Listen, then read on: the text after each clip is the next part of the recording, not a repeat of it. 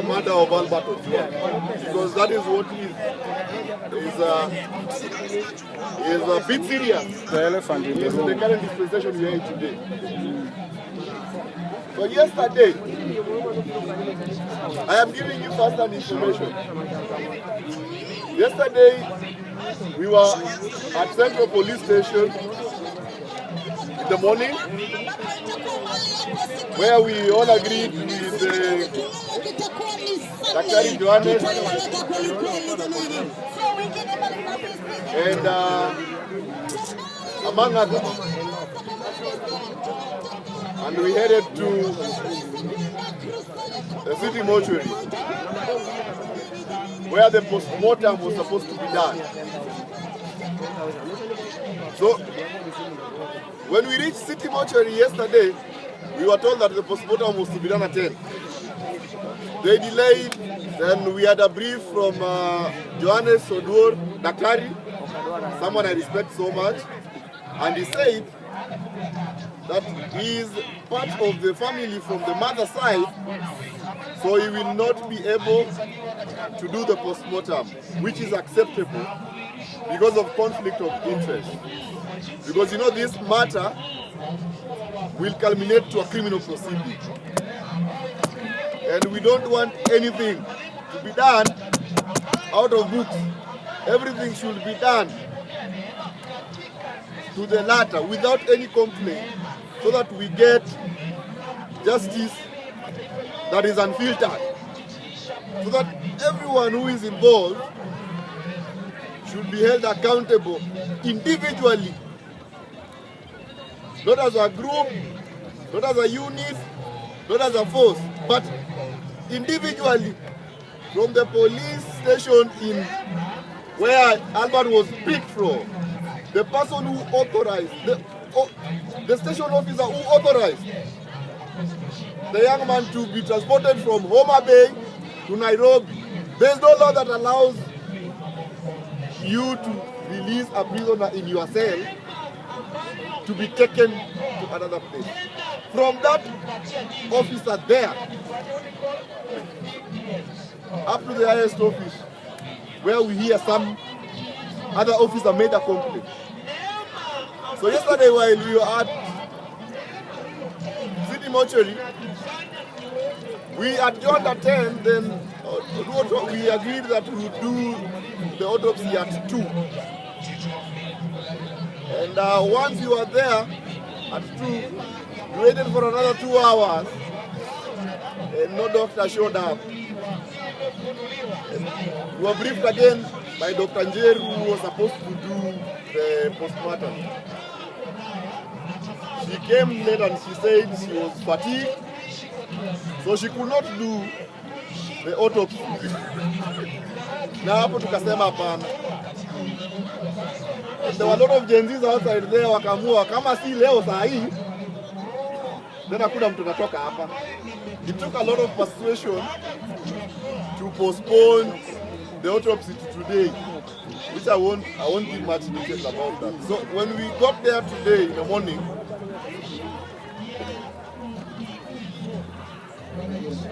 Dr. Media, because Dr. Njiru had a postmortem going on in the morning, so hakufanya, hakukuwa around. Then Dr. Johansen called Dr. Media and Dr. Njoroge. But Njoroge was not available. So Media showed up. Dr. Media, Bernard Media showed up. Dr. Bernard Media is the one who did the autopsy today. So when he showed up, he wanted to do something called virtuopsy. So virtuopsy is whereby you use a CT scan to get the finer details of each and every part of the body that was afflicted. But he said, for us to do a virtuopsy, we will need to have darkness. So they wanted the autopsy to be done leo sangapi? Siku. So the family pathologist, Dr. Mutuma, said, if this thing has to be postponed again to Gioni, we are not going to accept. We have to just go traditional and do it the traditional way. So he said, Nia was just advising, but if you choose that we go the traditional way, that is fine by me. So we agreed, and kaingizwa kwa the morgue. We had representatives from IMLU, International Medical Legal Unit. Then we had AMREF, then we had IBOA, then we had the DCIO, then we had the lawyers of the family, and then we have 5 pathologists. We had 5 pathologists. And, I think we were around 12. I think we were around 12 inside there, and a member from the public. So when we were inside there, that is where all the information was. I'm talking now from a perspective of just me. I think if you see some of those media interviews that were being done, one of them you see me cry. Because I was not ready for that. It was my first time to be inside a mob. It was my first time to watch an autopsy. Now, that was the most painful procedure that human being is taken through. I'm even afraid I won't sleep tonight, but I hope I will sleep. Because what I saw, I have a picture in my face, and it is so disheartening to allow a citizen of this country to face such brutality. When Albert's dad got into the morgue to identify his son, so that the procedure could begin, the old man wept like a child. We saw the pain and the hopelessness in his eyes. We saw a man so devastated, a man that sees no future at all. I am saying this with a lot of empathy, and I just don't know how to mince my words, but today is the day I missed hope for this country. I didn't have a chance to see Albert yesterday because I was still gathering courage so that I could see him today, because I knew I was going to be part of the team that was going to be in the post-mortem. When now the examination started, and Dr. Midia had to order the junior doctors to flip the body on one side so that we can see what happened on the head area, the back area, and the hands. The first question I asked myself when I saw that is, how is even this suicide? That was the first question. Because his left side, his right side was beaten, and there was a crack on the skin of his head. When the back was opened, there was blood.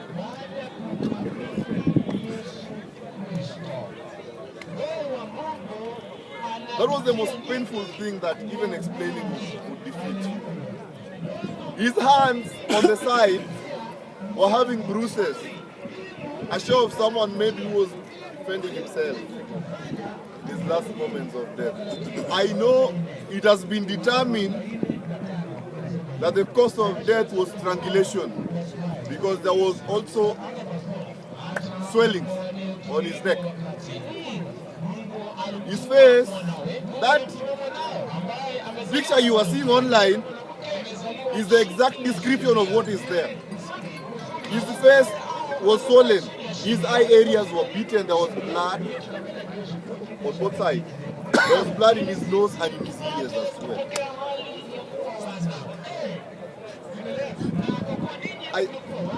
I don't know. It just looks like a horror movie. Let me stop there. I don't want to go much into that because anyway, there's still an ongoing investigation to give us all the information that we need. There is still the toxicology report which is not yet out, among other things. I know we'll get a detailed report, and when I get the report, I'll share with Victor here to give you. I know we'll have it probably the course of next week. But lastly, now before I leave, for far too long, as a country, we have faced a lot of brutality. For far too long as a country, we have suffered from the hands of the police. I am not saying this so that they can come and abduct me tomorrow. No, I'm not. Yeah, I just want to leave this place happily. But I'm just saying this out of sheer pain. Because again, also, if I don't say it, yesterday they went for Albert, the other day they went for Mosh. You don't know whether they'll come for you, or me, or who next. But we should not live in a country with fear that tomorrow they will come for me, or tomorrow they will abduct me, or tomorrow they'll kill me. We don't have any lesser citizen in this country, and we are not also not serving any lesser God than anyone. We are all citizens of the Republic of Kenya. We are all accorded equal human rights. And that is something the police needs to understand. Serious crimes in police custody. Please allow me to finish, then you ask a question. Hey. Serious crimes in police custody.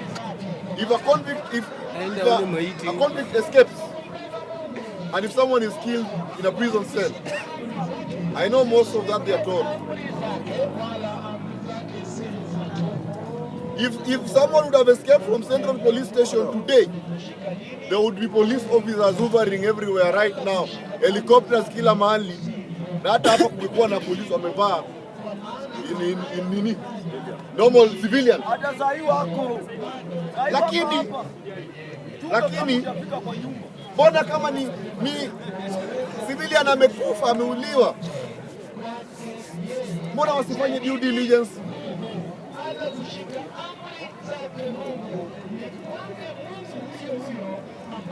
I am asking the investigative authorities follow due process and give us a report as fast as they can. And we are promising that we are going to seek justice for Albert Ojwang. Come rain, come sunshine.